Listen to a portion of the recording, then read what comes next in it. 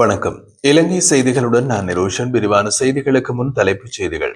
போரின் போது உயிர் நீத்த சிவில் பாதுகாப்பு படையினர் மற்றும் பாதுகாப்பு படையினரின் குடும்பத்தினருக்கு இழப்பீடு வழங்கும் நடவடிக்கைகளை மேற்கொள்ளுமாறு ஜனாதிபதி அறிவுறுத்தல். எதிர்க்கட்சிகள் ரணிலை பாதுகாக்க அல்ல, ஜனநாயகத்தை காப்பதற்காகவே ஒன்றிணைந்துள்ளது என்று இந்திக்கு அனுருத்த தெரிவிப்பு. ரணில் விக்ரமசிங்கே மீது வழக்கு தொடரப்பட்டிருந்தால் தற்போதைய அரசாங்கமும் அச்சமடைய வேண்டும் என்று பேராசிரியர் நிர்மல் ரஞ்சித் தேவஸ்ரீ சுட்டிக்காட்டு. கொழும்பு தேசிய வைத்தியசாலையின் அவசர சிகிச்சை பிரிவில் அனுமதிக்கப்பட்டிருந்த ரணிலுக்கு இருதய சத்திர சிகிச்சை அவசியம். வைத்தியசாலையின் பிரதிபலிப்பாளர் கருத்து. இனி விரிவான செய்திகள். போரின் போது உயிரிழந்த சிவில் பாதுகாப்பு படையினரின் குடும்பத்தினருக்கும் அதேபோல் ஏனைய பாதுகாப்பு படையினரின் குடும்பத்தினருக்கும் இழப்பீடு வழங்குவதற்கு தேவையான நடவடிக்கைகளை மேற்கொள்ளுமாறு ஜனாதிபதி அனுர்குமார திசாநாயக்க அறிவுறுத்தியுள்ளார். ஜனாதிபதி அலுவலகத்தில் நடைபெற்ற பாதுகாப்பு அமைச்சின் 2026 ஆண்டுக்கான பாதீட்டு பூர்வாங்க திட்ட கலந்துரையாடலில் கலந்து கொண்ட போது அவர் இந்த பணிப்புரைகளை விடுத்திருந்தார். போரின் போது உயிரிழந்த வீரர்களின் தியாகத்தை நாடு ஒருபோதும் மறக்கக்கூடாது என்றும் அவர்களின் குடும்பங்கள் அரசின் பராமரிப்பில் இருக்க வேண்டும் என்பதையும் அவர் வலியுறுத்தியிருந்தார். மேலும் இலங்கை பாதுகாப்பு படையை உலகின் தலைசிறந்த தொழில்முறை படைகளில் ஒன்றாக மாற்றும் நோக்கில் அதிகாரிகள் செயல்பட வேண்டும் என்றும் ஜனாதிபதி அறிவுறுத்தியிருந்தார். அதற்கு தேவையான பயிற்சி திட்டங்கள், உள்கட்டமைப்பு மேம்பாடு, நவீன உபகரணங்கள், தொழில்நுட்ப உதவிகள் உள்ளிட்டவற்றை முன்னுரிமைகளுடன் முன்னெடுக்க வேண்டும் என்றும் கூறினார். இது தொடர்பாக போதுமான நிதி ஒதுக்கீடு செய்யப்பட வேண்டும் என்றும் பாதுகாப்பு படை வீரர்களின் நலன்களை உறுதி செய்வதற்கான சிறப்பு திட்டங்களையும் அரசு தயாரிக்க வேண்டும் என்றும் ஜனாதிபதி தெளிவுபடுத்தினார். பாதுகாப்பு படையின் வீரர்களும் சிவில் பாதுகாப்பு படையினரும் நாட்டின் சுதந்திரம் மற்றும் பாதுகாப்பை உறுதி செய்யும் முக்கிய பங்கை வகித்துள்ளனர். அவர்களது குடும்பங்களின் நலனில் அரசு அக்கறை செலுத்துவது மிக அவசியமானது என்பதை இந்த கலந்துரையாடலில் ஜனாதிபதி மீண்டும் வலியுறுத்தியிருந்தார். எதிர்கட்சிகள் முன்னாள் ஜனாதிபதி ரணில் விக்ரமசிங்கவை பாதுகாப்பதற்காக அல்ல, ஜனநாயகத்தை காப்பதற்காகவே ஒன்றிணைந்துள்ளது என்று ஸ்ரீலங்கா பொதுஜன பெரமுனவின் முன்னாள் பாராளுமன்ற உறுப்பினர் இந்திக்கு அனுருத்த தெரிவித்தார். செவ்வாய்க்கிழமை ஸ்ரீலங்கா பொதுஜன பெரமுன காரியாலயத்தில் நடைபெற்றிருந்த ஊடகவியலாளர் சந்திப்பில் பேசிய அவர், அரசாங்கத்தின் சர்வாதிகார போக்குக்கு எதிராக ஒட்டுமொத்த மக்களும் ஒன்றிணைய வேண்டும் என்றார்.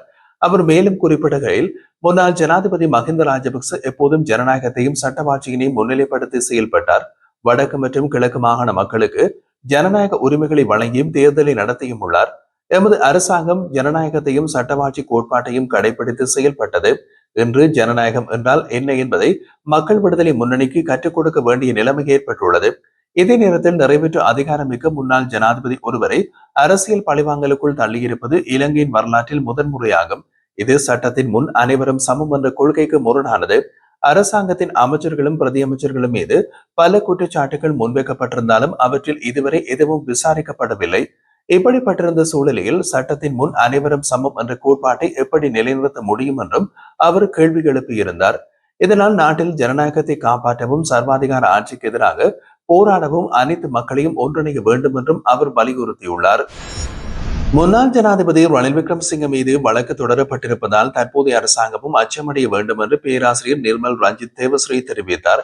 ஊடகங்களை சந்தித்து கருத்து வெளியிட்ட அவர், வேறு ஒரு கட்சி ஆட்சிக்கு வந்தால் அப்போது அந்த அரசு ஜனாதிபதி அனுர்குமார திசாநாயக்க தொடர்பான விடயங்களை தேடத் தொடங்கும். அது ஒரு நல்ல விஷயம்தான். ஏனெனில் அப்படி நடந்தால் ஜனாதிபதி அனுர்குமார திசாநாயக்கவும் சுதந்திரமாக செயல்பட முடியாது என்று குறிப்பிட்டார். மேலும் அனுர்குமார திசாநாயக்க உலங்கு வானூர்தி மூலம் தனது தாயை சந்திக்க சென்றதாக ஒரு செய்தியை பார்க்க முடிந்தது என்பதையும் அவர் சுட்டிக்காட்டியிருந்தார். முன்னாள் அமைச்சர் ஹெஹலிய ரம்புக்வெல்ல மற்றும் அவரது குடும்பத்தினருக்கு எதிராக தாக்கல் செய்யப்பட்டுள்ள வழக்கு எதிர்வரும் செப்டம்பர் மாதம் 9ஆம் தேதி மீண்டும் விசாரணைக்கு எடுத்துக் கொள்ளப்பட உள்ளது. ஹெஹலிய ரம்புக்வெல்ல, அவரது மனைவி, 3 மகள்கள் மற்றும் மருமகன் ஆகியோருக்கு எதிராக பண மோசடி தடுப்பு சட்டத்தின் கீழ் இந்த வழக்கு தொடரப்பட்டுள்ளது. இந்த வழக்கில் ஏற்கனவே கொழும்பு மேல் நீதிமன்றத்தில் குற்றப்பத்திரிகை தாக்கல் செய்யப்பட்டுள்ளதால் வழக்கை நீதவான் நீதிமன்றத்தில் தொடர வேண்டுமா என்பதை தெளிவுபடுத்துமாறு நீதிபதி லஞ்சம் மற்றும் ஊழல் ஒழிப்பு ஆணையகத்திற்கு உத்தரவு பிறப்பித்திருந்தார். இதற்கமைய நேற்றைய தினம் நீதிமன்றத்தில் முன்னிலையான ஆணைய அதிகாரிகள் விசாரணை அதிகாரி அன்றைய தினம் நீதிமன்றத்தில் ஆஜராகவில்லை என்று விளக்கமளித்து புதிய தேதியை கோரியிருந்தார். இந்த சமர்ப்பிப்புகளை கருத்தில் கொண்டு தலைமை நீதிபதி அடுத்த விசாரணையை செப்டம்பர் மாதம் 9ஆம் தேதிக்கு நிர்ணயித்துள்ளார். 2021 முதல் 2023 வரையிலான காலத்தில் ஹெஹலிய ரம்புக்வெல்ல ஊடகம், சுகாதார மற்றும் சுற்றுச்சூழல் அமைச்சராக இருந்த போது தனது தனிப்பட்ட ஊழியராக நெருங்கிய கூட்டாளிகளை நியமித்ததாக குற்றச்சாட்டுகள் எழுந்துள்ளது. இந்த நபர்களுக்கு அமைச்சக நிதியிலிருந்து வழங்கப்பட்ட சம்பளம் மற்றும் கூடுதல் நேர கொடுப்பனவுகள் தனிப்பட்ட மற்றும் அரசியல் நடவடிக்கைகளுக்கு பயன்படுத்தப்பட்டதாகவும் கூறப்படுகிறது. இதன் மூலம் அரசுக்கு 8 மில்லியன் ரூபாய்கள் இழப்பு ஏற்பட்டுள்ளதாக குற்றம் சாட்டப்பட்டுள்ளது. முன்னாள் ஜனாதிபதி மஹிந்த ராஜபக்ச தன்னிடம் தற்போது 14 வழக்குகள் நிலுவையில் உள்ளதாக தெரிவித்துள்ளார். எங்கள் மீது தவறு இருப்பதாக உண்மையான ஆதாரங்கள் இருந்தால் அதனை நீதிமன்றத்தில் நிரூபிப்பதற்கு அரசாங்கம் வழக்கு தாக்கல் செய்யலாம். அதனை சந்திப்பதற்கு தாம் தயாராக உள்ளதாக அனூர் அரசாங்கத்திற்கு அவர் சவால் விடுத்துள்ளார். நேற்றைய தினம் ஊடகம் ஒன்றுக்கு கருத்து வெளியிட்ட அவர், முன்னாள் ஜனாதிபதி ரணில் விக்ரமசிங்கவை கைது செய்து விளக்கமறியலில் வைத்ததன் மூலம் அரசாங்கமே அவரை ஹீரோவாக மாற்றிவிட்டது என்று குறிப்பிட்டுள்ளார். இன்று நாட்டின் அனைவர் மத்தியிலும் ரணில் விக்ரமசிங்க ஒரு வீரனாக பேசப்படுகிறார். அந்த வாய்ப்பினை அவருக்கு தந்தது அரசாங்கம் என்றும் மஹிந்த வலியுறுத்தியிருந்தார். இதற்கிடையில் ரணில் பிணையில் விடுவிக்கப்பட்டதை தொடர்ந்து ராஜபக்ச குடும்பத்தினரை பற்றிய விவாதங்கள் சமூகத்தில் அதிகரித்துள்ளது. தனக்கு எதிராக முன்பே பல வழக்குகள் தொடரப்பட்டிருந்தாலும் அவற்றால் எதையும் செய்ய முடியவில்லை என்பதை நினைவூட்டிய மஹிந்த ராஜபக்ச இன்றைய வழக்குகளாலும் தன்னை பாதிக்க முடியாது என்ற நம்பிக்கையினை வெளிப்படுத்தியுள்ளார். அரசியல் காரணங்களின் பேரில் ஊழல் மற்றும் மோசடி குற்றச்சாட்டின் பேரில் கைது செய்யப்பட்டு பின்னர் பிணையில் விடுதலை செய்யப்பட்ட முன்னாள் ஜனாதிபதி ரணில் விக்ரமசிங்கவின் உடல்நிலை தற்போது சிறப்பு கவனத்திற்கு உள்ளாக்கப்பட்டுள்ளது. கொழும்பு தேசிய வைத்தியசாலையின் அவசர சிகிச்சை பிரிவில் அனுமதிக்கப்பட்டிருந்த அவருக்கு இருதய சத்திர சிகிச்சை அவசியம் என்று வைத்தியசாலையின் பிரதிபலிப்பாளர் மருத்துவர் ருக்ஷாந்த் பெலன ஊடகங்களுக்கு தெரிவித்துள்ளார். ரணில் விக்ரமசிங்கவின் உடல்நிலை எப்போது நிலையானதாக இருந்தாலும் அவருடைய இருதயத்தில் பல அடைப்புகள் உள்ளது.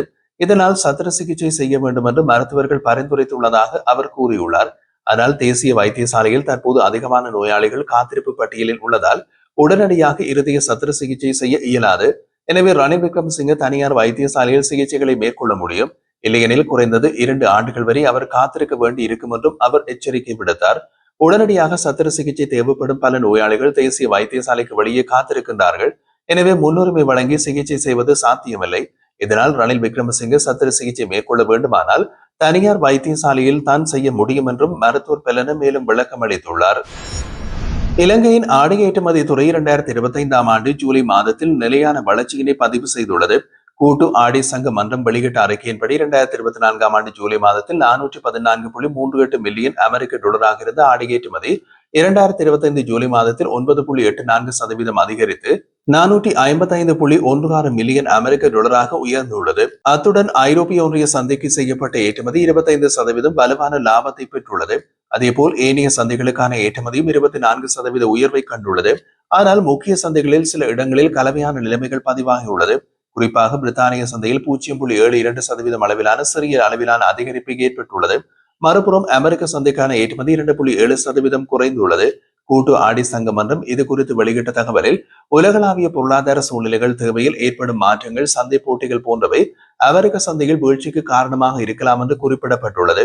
இலங்கையின் ஆடைத்துறை நாட்டின் வெளிநாட்டு வருமானத்தில் முக்கிய பங்கை வகிப்பதோடு இலங்கையின் பொருளாதார நிலைத்தன்மைக்கும் பெரும் பங்களிப்பை வழங்கி வருகின்றது. தற்போதைய வளர்ச்சி, குறிப்பாக ஐரோப்பிய ஒன்றியம் மற்றும் புதிய சந்தைகளில் ஏற்பட்ட முன்னேற்றம் எதிர்காலத்தில் துறையின் முன்னேற்றத்திற்கு சாதகமாக இருக்கும் என்று நிபுணர்கள் கருதுகின்றனர்.